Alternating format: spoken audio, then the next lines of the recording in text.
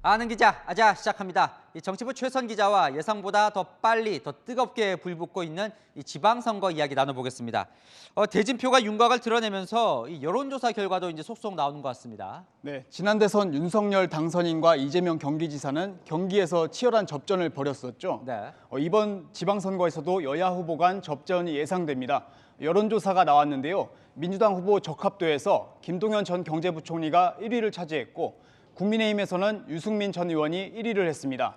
그런데 두 후보를 놓고 양자 대결을 해봤더니 불과 1.6%포인트 차이를 보였습니다.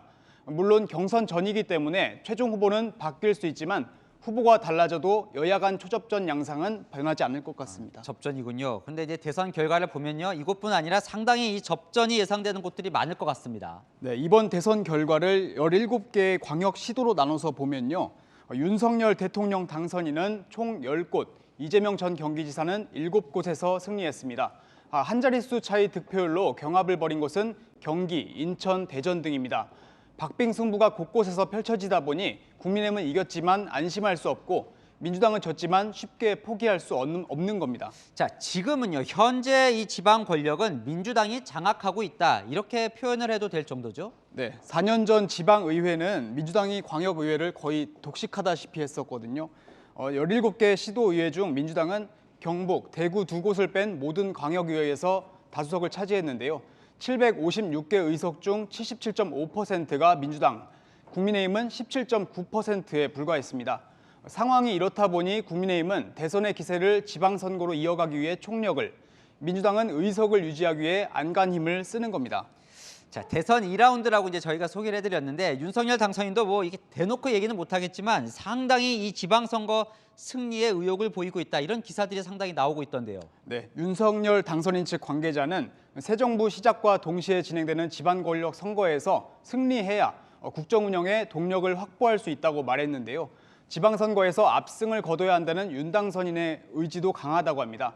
민주당 한 중진 의원은 보통 대선 직후에는 여당의 힘을 몰아주는 게 중도층의 심리라며 이번 선거가 쉽지 않을 것이라고 전망하기도 했는데요. 2007년 이명박 대통령 당선 때에도 4개월 뒤 실시된 총선에서 여당인 한나라당이 과반을 넘긴 153석 의석을 차지하며 승리를 거두기도 했습니다.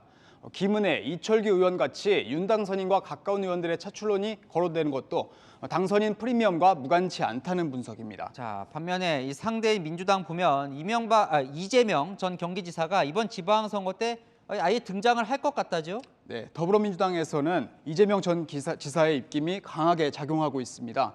대선에서 지긴 했지만 0.73%포인트 근소한 차이로 선전해 이른바 졌지만 잘 싸웠다 분위기인데요. 이전 지사만큼 유력한 대선 주자도 아직은 당내 보이지 않기 때문에 이른바 명심에 대한 견제도 나오고 있습니다.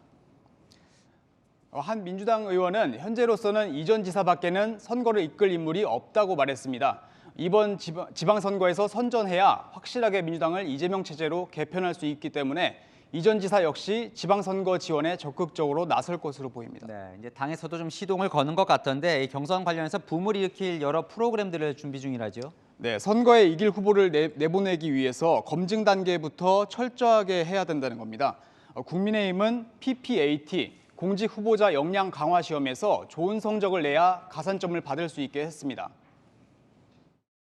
돈 공천이나 사천, 짬짬이 공천 등의 폐습이 일부 있던 것을 해결하고 국민 눈높이에 맞는 공천을 하기 위해서 이런 제도를 도입하게 되었습니다.